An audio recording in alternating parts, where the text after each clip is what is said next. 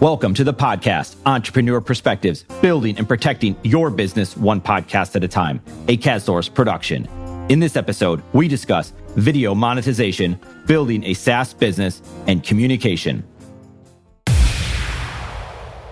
This episode is brought to you by the CASSource brand Podcast. Podcast is your podcast production team. You know how many business leaders need help communicating their story through audio? That's what we do. Podcast strategy, creation, and distribution for business leaders. This provides opportunities, relationships, and a platform for you and your business. Why do we do this? Because at Podcast, we exist to help you create and share amazing content through podcasts. Learn more by visiting podcast.com.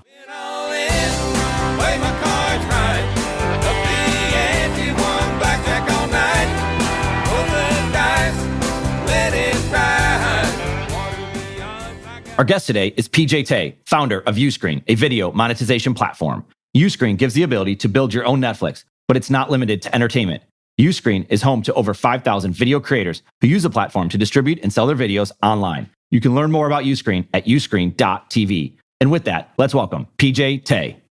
You've been building your businesses, you've been doing a lot of different things, and you're probably like me in a lot of ways where you come up with a lot of ideas, and ideas are great. Sometimes they can be a challenge because you don't know what to work on first. But take me back to the time when Uscreen became something in your mind to say, this is something I want to spend some time with. Maybe not the time where you're like ready to go all in with it, but you knew you were onto something when you had this idea for Uscreen. Awesome. Yeah, great question, Eric. There's a lot I could say about that, right? Yeah, sure. Yeah, overall, few things for me, right? I had a previous company, which I sold in 2017. It was a web hosting company, WebNet Hosting. I sold it to Entirely Digital, a Toronto-based corporation that buys, smaller size web hosting companies. So I did that for 14 years. And I started that when I was about 22, 23 years old. I think it was about 23 or so. So I had that company for 14 years. We hosted a little over 5,000 websites. A lot of them shared small accounts, but we also had good customers like Red Cross. That business started to plateau. And I started very young and I, got comfortable at certain points. I learned a lot during that company. But long story short, towards 2011, 12, when I was really maturing personally and I was trying to grow the company and going to multiple conferences and events and all that stuff, I started to see that it really had just been oversaturated and it was very hard for me to grow with web hosting. You want to do your GoDaddies, your Single Hops, your Liquid Webs, your Web.coms, one and all those guys. And I had to be realistic. So I started looking at other options for me. And I knew SaaS was the way to go. And we were already hosting video in Uscreen, right? So because of that aspect, I started to get into hosting more video. So I was like, okay, I'm going to launch a SaaS service around video because I knew video had a lot of potential. So answering your question now, coming to that topic is when did I start to see it kind of gaining traction and, hey, there's something here? Few things about that. First, to be honest, I never saw another option. I knew my web hosting business was plateauing and I had to sell and get out. Web hosting has a good resale value. It's a clientele, it's recurring revenue, just like SaaS, and sell it. But it wasn't growing. So I knew that I had to eventually get out. I had to look at another option. So for me, it wasn't like, hey, what options do I have? Will it be Uscreen or not? It was like, I'm going to get this going. I'm going to build the software and I'm going to kick some butt and I'm going to hustle. So that's my mentality going into it. I didn't see it any other way. I was going to beat the competition.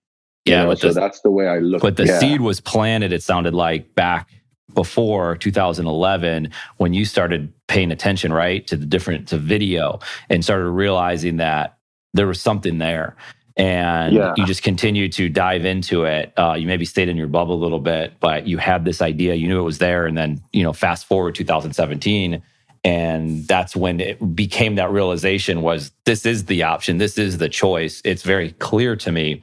But there was this time period before that where you started like thinking about it a lot more. I would imagine like late nights, early mornings, middle of the day, whenever it might be, you're like thinking, this is the direction I'm eventually going to go while you're still working on web hosting, right? Yeah, absolutely right. You're definitely right about that. With the train of thought, one thing you said that I like to actually pinpoint is business is a puzzle, right? You're going to figure it out as you go. What I did is I was like, this is exactly my train of thought. I was like, okay, I got to grow web hosting. What do? I'm going to advertise. I'm going to do this. I'm going to do that. In web hosting, you can tack on other services like shopping carts to your web hosting. And then now you have a different service. Like for ours, we partnered with a company called Miva in San Diego, miva.com, miva.com. And we bought bulk licenses from them. We resold them for over 10 years.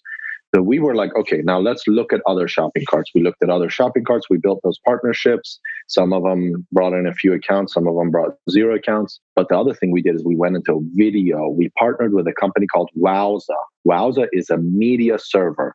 Okay, you put it on the server, you install it, you package it, and now you have a video hosting server. People can store their videos, do live streaming, do video on demand. I got a few customers from that. That showed me video had potential, but other shopping carts and so that we were doing had potential too. But I knew there was more potential in video because I started to exercise other options of looking at ways and other services that existed with video streaming distribution. I saw a lot of expensive services. I didn't see good solutions. Vimeo was one of them. Like Vimeo, not its basic player, but Vimeo on demand. They take a 10% rev share. They're still around. Sure. So I was like, okay, now I want to kind of go into video. That's where the seed was planted. I was looking at other options and video stood out to me.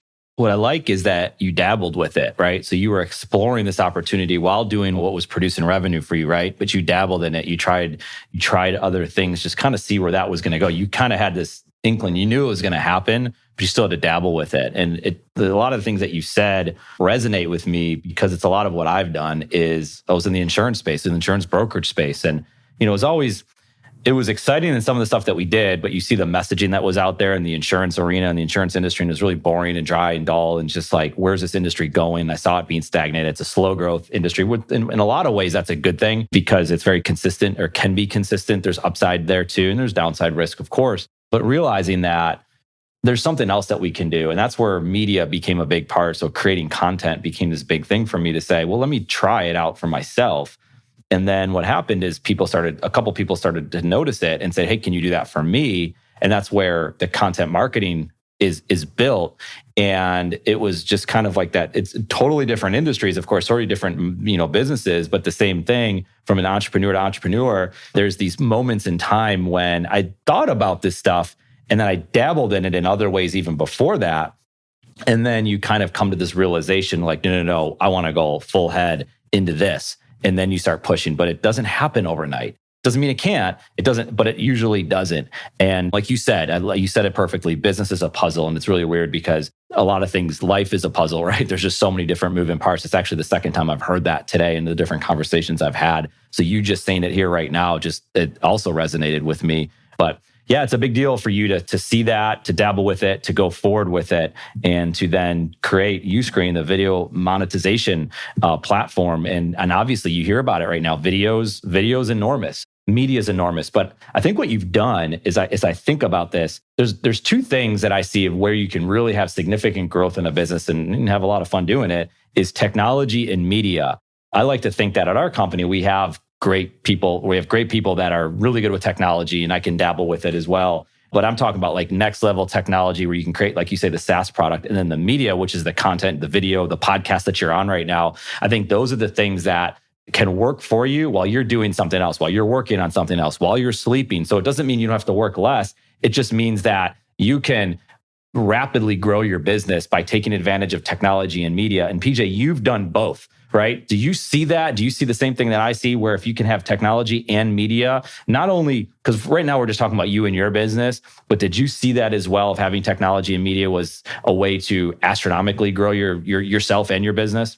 Yeah, absolutely. I think technology and media definitely has helped in every way, just even from an educational standpoint of me learning a lot about business itself. Like, for example, just looking at the amount of education and content online is crazy. For me, I've been in the tech web hosting game literally when I started my company in 2003.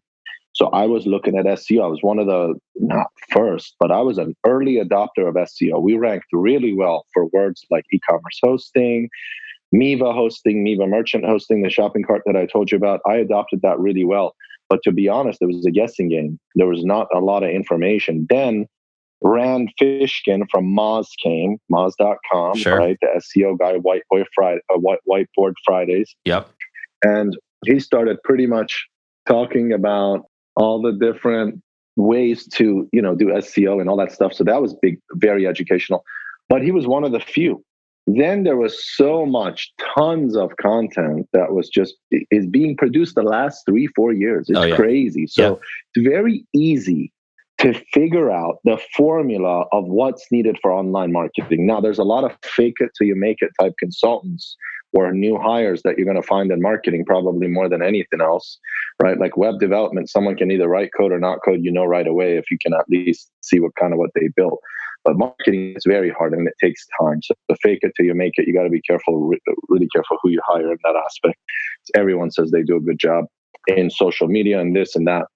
A long story short, not to veer off that subject, it's the last few years, there's so much education online that it's so easy to figure out what the formula is to succeed and do digital marketing. There's no doubt about that. So if people think it's hard right now, imagine what it was 5-10 years ago. Yeah. But building good software, building a business online is also very difficult because you're pretty much hiding behind the screen, right? Think about that.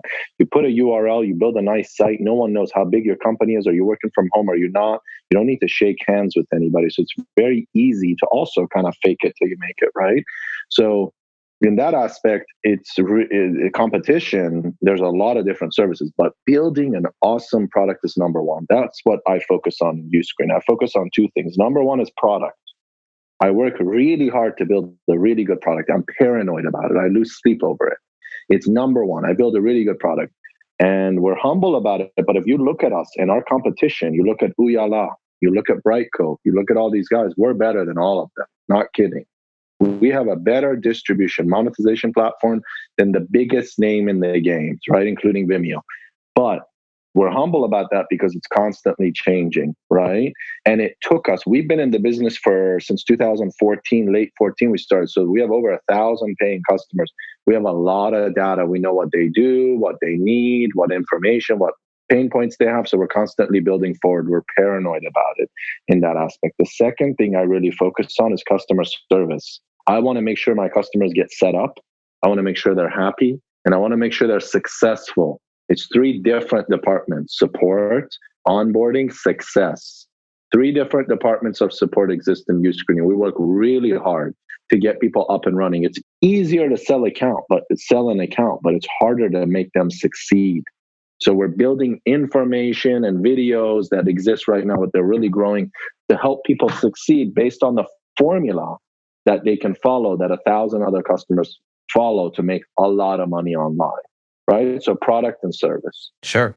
Well, you have all of these thoughts, these leadership thoughts and how to build a business. And, you start, like you said, you started your first company, web hosting back in 2003. But this stuff that you're saying today doesn't just happen. It doesn't just come from a book. I can just hear you talking about it. This isn't rehearsed. This is genuine. This is like you said, this keeps you up at night. This is pure passion about the business, but a true understanding of what you do, not a fake it till you make it, like you talked about before. And absolutely on that topic, real quick, I mean, the marketing industry is littered with it. I compared a lot of times to the fitness world. Like it's very easy to just put yourself out there and claim to be a fitness expert. But the thing is, it proves itself out over time. If you work with someone long enough, you'll get to know, like, were they genuine? Were they disingenuous? Were they faking it till they make it? All that kind of stuff. But going back on like just your behaviors and what you're doing and what you're building and just, relentless pursuit of what it is that you're trying to do with the products and with the service.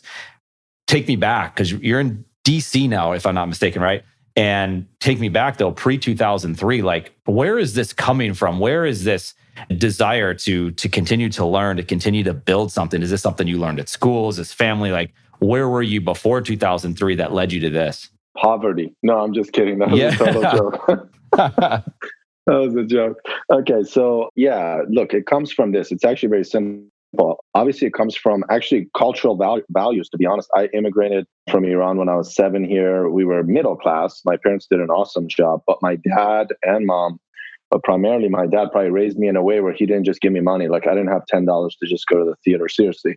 My brother's the same, and he also has a business. So in that case, I valued money for sure, and I had to work for it.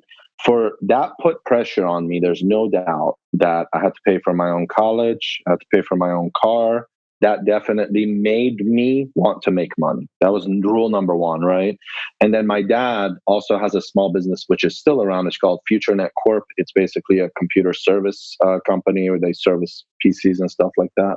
And that allowed me to work with my dad as a young age. So first I was a lifeguard, then I worked with him. Then I went to Best Buy and I worked as a PC tech, which is now called Geek Squad. It was a lot smaller then. Yep. Computers were just starting out. Because with my dad, we actually assembled computers. We assembled towers. So right, and then Dell got really popular, and then Mac and stuff like that. But then you would buy a motherboard, put all the screws in, put the processor in. I did all that stuff since I was 12, 13, 14 years old. So I did that, worked at Best Buy. Then I went to CompUSA, which went out of business recently. It was around till like 5 years ago. And then I got my MCSE, Microsoft Certified Systems Engineer. Then I got my CCNA, Cisco Certified Network Associate. And then I worked at different firms, over 20 of them, through consulting firms in the DC metro area. And DC has a lot of jobs around government contracting and nonprofits and all that stuff. So I got a lot of experience jumping around different jobs, 1 month, 2 week, 3 month, 6 month contracts. I even worked in the Pentagon under Department of Defense as a contractor, as a 1099 contractor. I was there for about 4 months. So that gave me a lot of IT experience. I was doing Microsoft and Cisco stuff, right? My brother did freelance web design. And I was 22, 23, and he was like, hey, come host these websites. So I was like, what's web hosting? I don't want to do that. Sounds boring, right? Because I was making good money. I was making $40, $50, $60 an hour on a 1099, working for this big consultant firm called RHIC, Robert Half International Consult. Yeah. They're still around. So they would put me on these different jobs. So I started hosting those sites. He helped me launch a site. I started getting accounts. Everything after that point was natural for me. I was always a good salesperson. I'm good with people. Those basic skills of operation came naturally to me. So in that aspect, I ran with it. I didn't even blink. It wasn't a question. When you're young, you're extremely ambitious. And people that knew me, I'm 38 now. When I was in my high school and early 20s, I was a firecracker. I was so not ADD, but I was just everywhere. My attention was everywhere, So in that aspect, like it just came to me naturally to run forward. There was no excuses. I got to make money. I got to make this thing happen. So I just ran forward, and it was just one after another. There was one other thing I told you early on where I got comfortable. That fire never went out, but I kind of got a little bit, I don't know what I would say, kind of this, like when I was in my late 20s, I was kind of tired. I was not burnt out. I don't really believe in like being burnt out. It's totally possible, but not that I don't believe in it. I've just never had it. But in my late 20s, I was kind of tired of doing the same thing because I never matured to grow the company like we're doing at Uscreen and web hosting. I kept it small. I did the support for 5 years myself. Then I hired one support person. And web hosting, webnet hosting, was ever 5 people, 6 people. So I never grew the business. So I got tired of checking tickets, doing the same thing every day for 5, 6, 7 years, right? Sure. And then at some point, since I wasn't growing the business and I got a little comfortable for only a period of 1 to 2 years. Remember, I showed up every day, Eric. Every day I was in the office. So I kept on top of the business. No one ever got bad business or service. So I was just small in that aspect.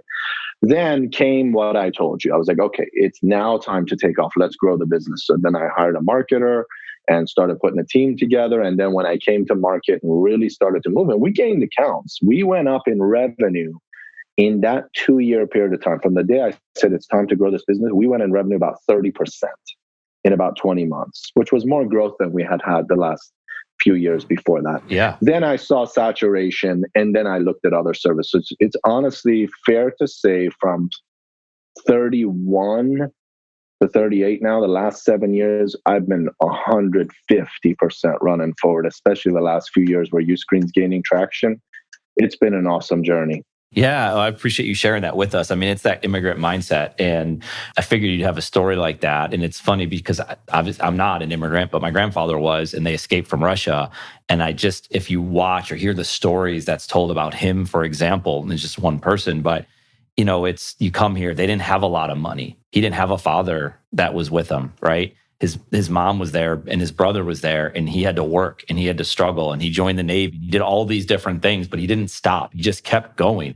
and became very successful and became an entrepreneur and built his own business and built relationships. And you said it, and it's basic terms. And there's a Mitch Long who's in my office. He's a sales rep here on the insurance side of our business, not on the marketing side, but he talks about hard work and showing up. I mean, and you use both of those phrases because it is that basic. Like we can like make fun of it, laugh at it, but it is just the hard work. It's you going after it every single day. It's you showing up every single day. Are you committed to it? Yeah. Like you said, you can get stagnant with it. You can get bored with it. You're like, man, what do I do? I got to do something different. I got to do something more. And I had those same things that you had going on. And that's when you kind of explore and you're like, I'm not going to settle. I'm not going to stop. And you wake up and you go and get Uscreen and go and build Uscreen and develop that more. But fascinating story, and figured there obviously was a lot of development along the way. But I mean, not only just the hard work, it was all the stuff, the certifications that you had to do with Microsoft and Cisco, and the different opportunities, the different companies you had to work for. I'm sure it wasn't all easy to then go and build this thing, but there's a trust there. There's a understanding of what you've been through to build this thing, because you've been through it and you want to give this incredible product to people that want to use it, and you want to have the great customer service that's there. There's something else that's going on, is that, and you said it, that you are a good salesperson. Well, there's obviously, you have great communication skills. I can just, by having a conversation with you, I can see that. And that's rare, right? It doesn't mean it doesn't exist. It's just when someone's really good with coding or technology, a lot of times there's a, it's a misconception. It's not always real, but they're not as good of a communicator. When you can combine those two things, there's something special there. And you obviously have that going on, because one of the other things we talked about, technology and media. The other thing is, call it what it is. It's sales. It could be a bad word to somebody, but everybody's selling something, and they might not think they are, but they are.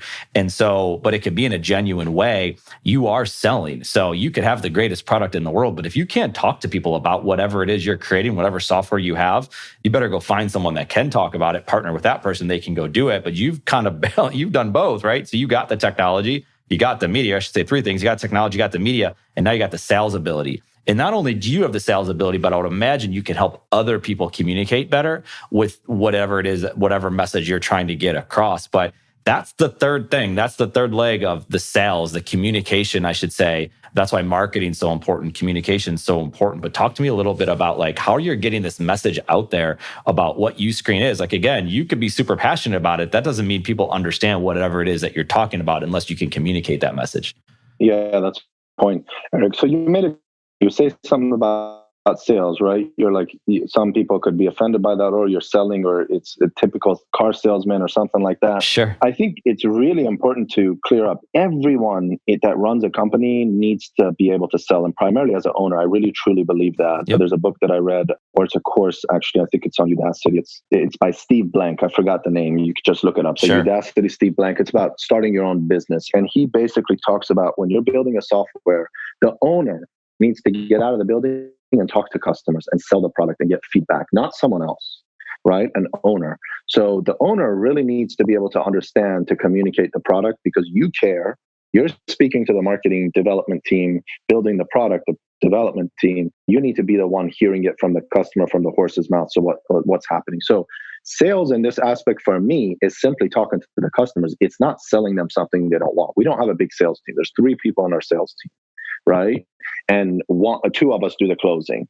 So it's really a matter of building a relationship, almost from an account management level, telling them what we have, why we're better, why we're not better, X, Y, and Z. Here's how the migration works. So it's more of an information aspect. We don't have a massive inside sales team where we're doing outreach, hitting people up, and all that stuff. Will we grow into that and absolutely add outreach and inside sales? For sure. There's no doubt about it. But sales is critical. It's simply distribution and communication. It has to happen. So there's nothing wrong with selling your product. You sell it honestly. You set expectations from the start. People respond to that. You build trust with them. People love people. In that aspect, they connect with you, especially if you're the owner and you care, and you know what you're talking about. That way they become a loyal customer all the time. I actually rarely lose connection with the customers that I speak to initially and I sell them the account. They still know me. They can reach out to me. Yeah. So a lot of times when I'm on podcasts, I put my email. I answer my own emails, right? Yep. I'm probably going to hire a personal assistant to help me because it's a little bit overwhelming and I want to be responsive. But I respond to people. I respond to customers after the sales process. We're not a big massive company where we can't do that. And I don't think we'll ever be in that aspect, the 600-700 employee company. Who knows? But I just don't see it like that. Well, you spreading the message, you talking in the world of sales, let's say, in the communication that I was talking about before, it's sharing your story. And then it's being available to talk about it, like you having a conversation here. And it's content, right? All of it's content, all of it's communication. And obviously you're building a product that allows for communications in different ways, right? But if I can create a class and I can put it online and I can monetize that, well, that's a good thing, especially if I have something really valuable to offer and someone else is interested in that. But it all centers around communication. It centers around content. And content is a word. It's tossed around a lot, but it's incredibly important. Obviously, we talked about media, and content's a big part of that. And you can touch back on the points that you were making before. So please, bounce around. That's what we like here. But the content being so important to not only you, but for now, we're getting into a little bit about like the people that you work with, the content creators that are coming to Uscreen to use your platform. Why is content so important? And what have you seen it do? I mean, you're obviously seeing what it can do for you. You've been on this podcast, like I said, a couple of times already. But what are you seeing it do for other people? But just kind of getting into that word content a little bit. Yeah, absolutely. So content's actually, like, if you start out and you look at some of our customers, a lot of them have following. Some of them have very small followings. Most of our customers are actually not big. They're individuals or a single influencer or someone who just creates content and wants to monetize it. So it could be fitness, it could be yoga, it could be teaching someone how to do magic or playing cards. It could be someone teaching ESOL or English, math, anything like that. We ultimately help you build a video catalog, an online course to monetize that. And then we get it on your own app in the App Store for a mobile and TV. Now, that's the average content creator that we work with. But content creation as itself, which is what's getting a lot more popular, is what actually Gary Vaynerchuk says. It's someone like yourself who just goes out there, creates content. It's another medium that allows people to hear and learn about you. Like, for example, me and you would have never run into each other if you didn't have this podcast.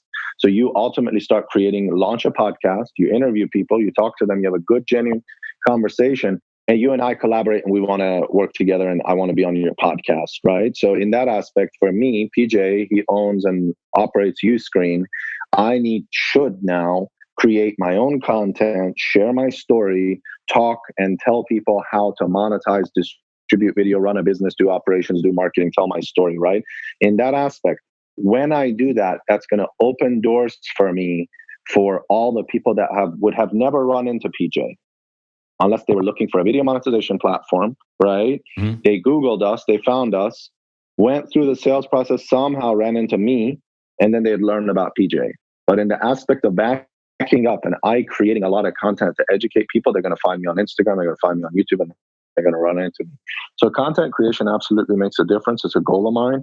So it's exactly what you're doing, kind of following your footsteps. And it's Gary V says as well, you just kind of basically put yourself out there, tell your story, and that obviously is exposure. So that, to me, is what content creation is as its core, as an individual kind of getting out there. There's obviously content creation. You asked me about marketing. We do a lot of content and distribution and educating people from a content side, especially from a blog standpoint. So that obviously then distributes. People come, they search, they get educated, everything from compressing videos to doing this to learning how to sell your videos and apps and all that good stuff. Then they run into Uscreen. So that's obviously a primary way we market. Then there's SEO, there's social media. It's simply exposure and distribution of content gets people to read and then learn that, oh, that's Uscreen wrote that. Yes, that's incredibly well said. and there's another thing too, is when they go through that sales process, more and more people, once they learn about the brand, they learn about Uscreen, they dive into, I want to go into the rabbit hole to see what are they about. I want to see the reviews. Have they said anything? What do they stand for? Where are they located? It's like, well, do they have an Instagram profile? Are they on YouTube? Now I can like kind of reverse engineer it. I discovered you on Google, but now I want to dive into the stuff. I can go to Apple Podcasts and search what podcast have you been on. That's how I did some research on you for today.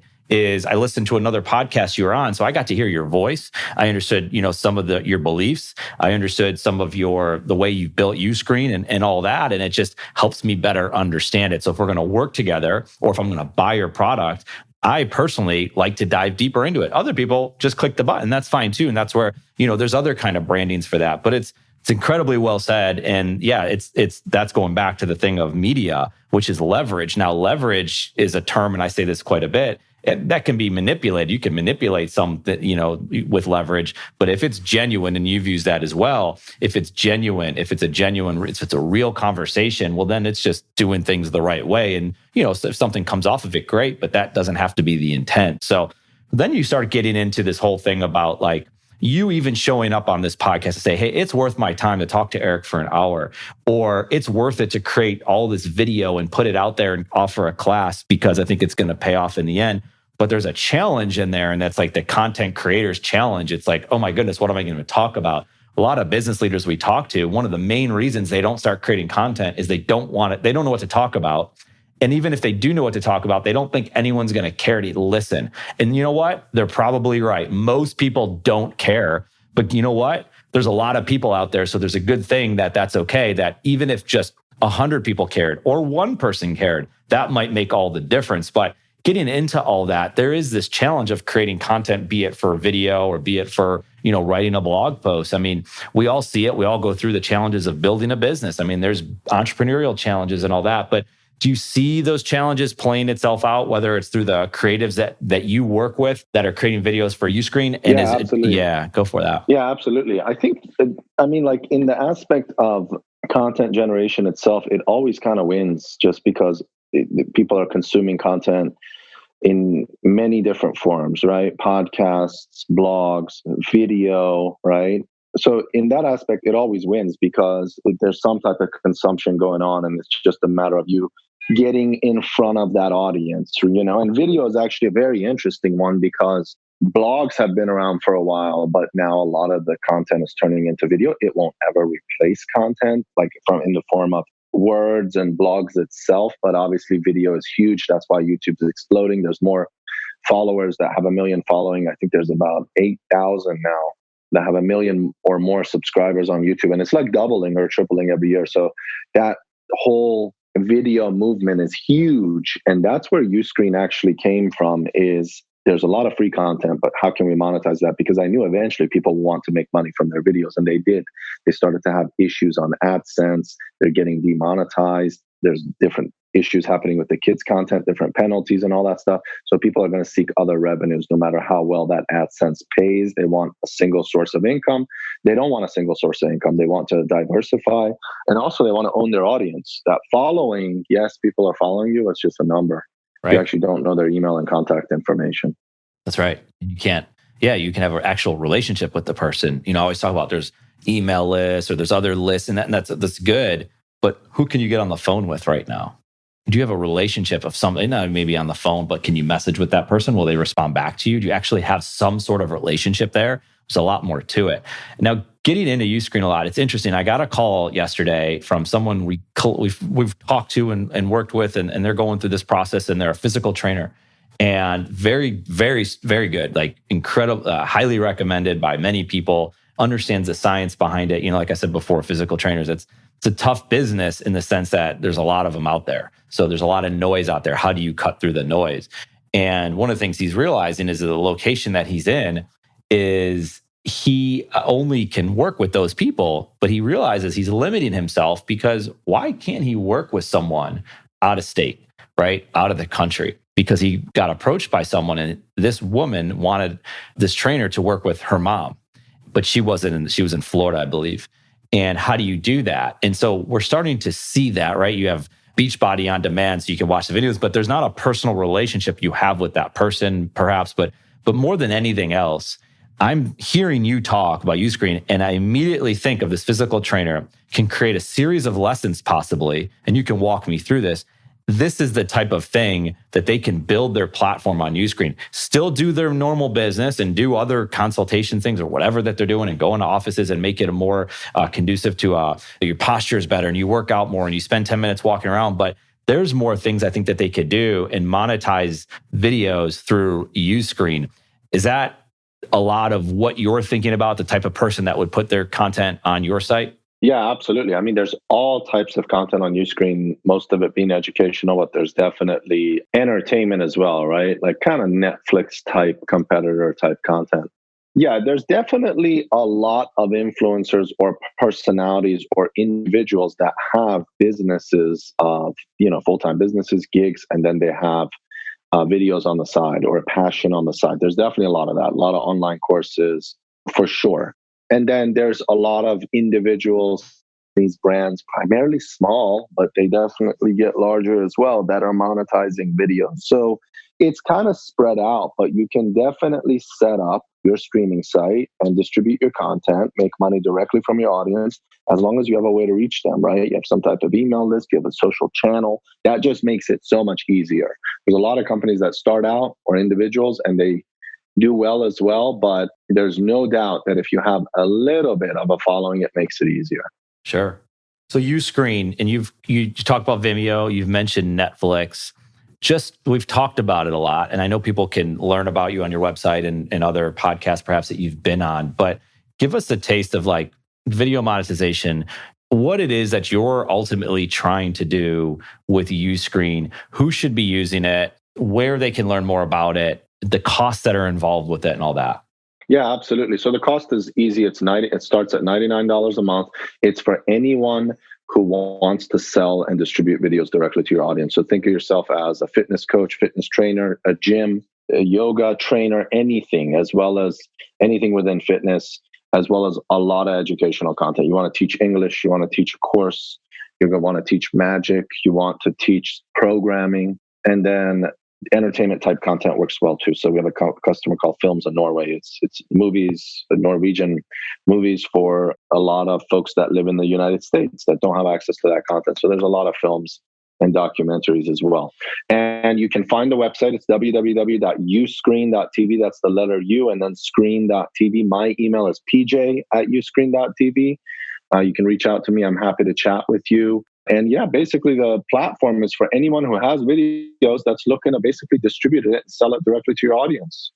It's amazing where we are right now with content, with video content, let's say, and all the, you have the streaming wars that are going on as we're recording this with Disney just coming out, Apple Plus, you have Netflix, you have Hulu, ESPN Plus, NBC's got it, and then you go down this path of like, there's these other things that are going on and people are getting tired of the old way of doing it and they're looking for new ways to, and education's so big. It's self-education. It's like you can go listen to a podcast and learn. You can go online and learn math. Like I'm just thinking, you said, if you want to teach English, there's these different ways that you can go out and learn this stuff. So it's incredible for that teacher or that person that's really good at teaching math that can go on there and create a class. And so, yeah, they can say, well, they can only make so much money as a teacher, but they can create a whole nother stream of income by doing this. You're giving people this opportunity, which we love to talk about, to create something and to monetize it for all the right reasons.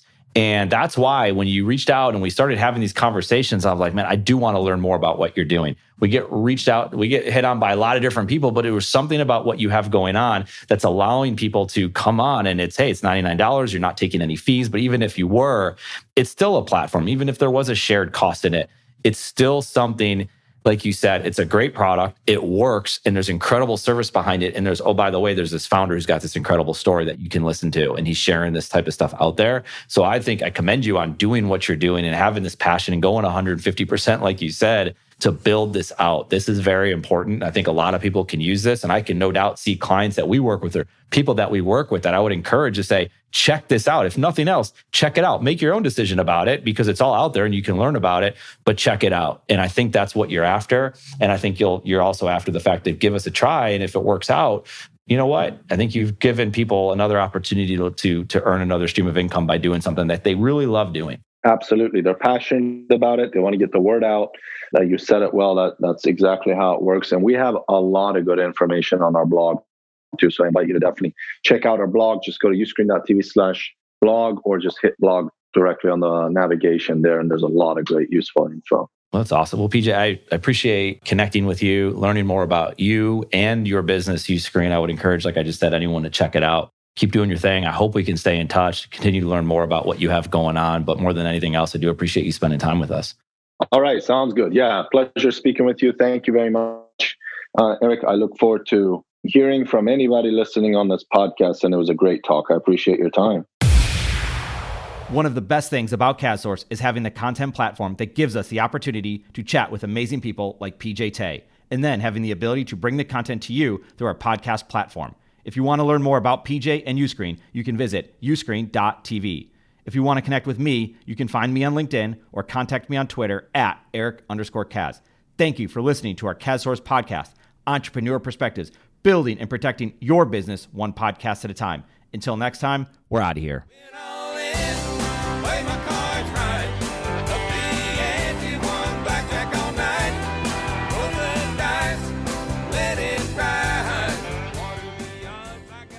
This episode is brought to you by the KazSource brand Podcast. Podcast is your podcast production team. You know how many business leaders need help communicating their story through audio? That's what we do. Podcast strategy, creation, and distribution for business leaders. This provides opportunities, relationships, and a platform for you and your business. Why do we do this? Because at Podcast, we exist to help you create and share amazing content through podcasts. Learn more by visiting podcast.com.